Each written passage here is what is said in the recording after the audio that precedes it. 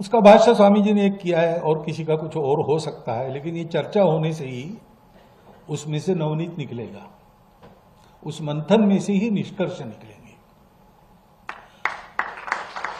उसकी आवश्यकता है, क्योंकि हमारा अपना जीवन इसके अनुसार नहीं चल रहा है। दुनिया को उनको बहुत सिखाना है और सिखाने लायक हमारे पास बहुत है, लेकिन जो बहुत है वो आज हमारे आचरण में नहीं है। तो भेदभाव कहां से आया? अभी भी चलता है। क्यों चलता है?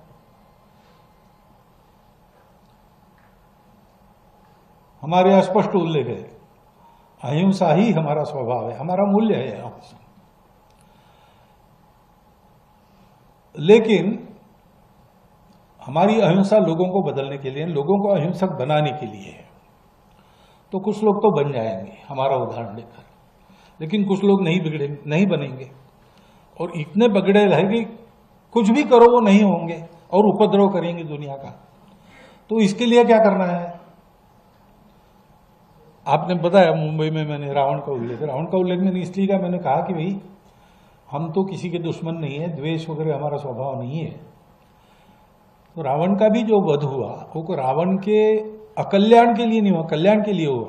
जब ये सिद्ध हुआ कि शिवभक्त रावण है, वेद ज्ञाता रावण है, उत्तम गवर्नेंस करने वाला रावण है, सब प्रकार का उसके पास अच्छा आदमी बनने के लिए जो जो चाहिए वो सब है, लेकिन उसने जिस शरीर और मन बुद्धि का स्वीकार किया है वो ऐसा है कि वो इस अच्छाई को उसके अंदर आने नहीं देगा, और कुछ भी करो उसमें अच्छाई भर नहीं सकते। अब उसको अच्छा बनना है तो एक ही उपाय है, उस शरीर मन बुद्धि को समाप्त करके वो दूसरे शरीर और मन बुद्धि को लेकर आ जाए।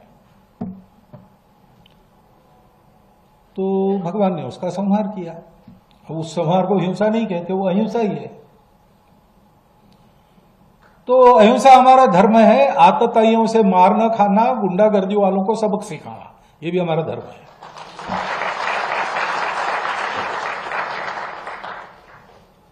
अब पाश्चात्यों की जो विचार पद्धति है उसमें दोनों एक साथ नहीं चल सकते, क्योंकि इन दोनों को बैलेंस करने वाला जो विचार है कि मैं लोगों में, मेरा शत्रु है फिर भी मैं देखूंगा अच्छा आदमी है कि खराब आदमी है,